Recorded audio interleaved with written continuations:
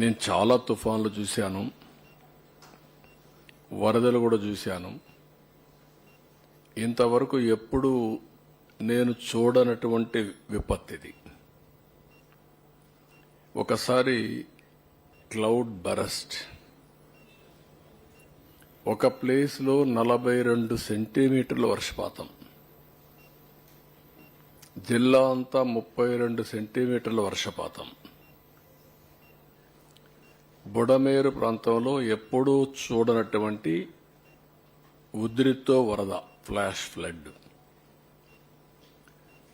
గత ప్రభుత్వం యొక్క నిర్లక్ష్యంతో 57 కోట్ల రూపాయలు మోడర్నైజేషన్కి ఇస్తే అది కూడా ఖర్చు పెట్టకుండా ఒక రాజకీయ వివక్షతో క్యాన్సిల్ చేసి మొత్తం గండ్లను కూడా పూడ్చిన పరిస్థితి. ఇంకొక పక్కన బుడమేరు మొత్తం ప్రాంతం అంతా కూడా అన్యాక్రాంతం అయిపోవడం, కబ్జాలు జరగడం, అనాథరైజ్డ్ కన్స్ట్రక్షన్స్ కట్టడం. ఒక పక్క నీళ్లు వస్తున్నాయి, వరదొస్తా ఉంది. ఒక పక్క ఈ నీళ్లు పోవడానికి వీలు కాకుండా అక్రమ కట్టడాలు, ఎక్కడికక్కడ అడ్డంకులు. ఇవన్నీ కూడా ఇంకొక పక్క ఒక చరిత్ర.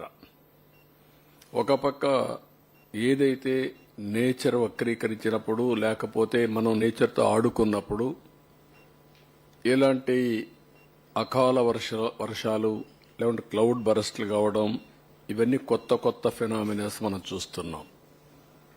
అందులో మనం చేసిన, గత పాలకులు చేసిన పాపాలు, ఈ రెండూ కలిసి ప్రజలకు శాపాలుగా మారే పరిస్థితి వచ్చింది.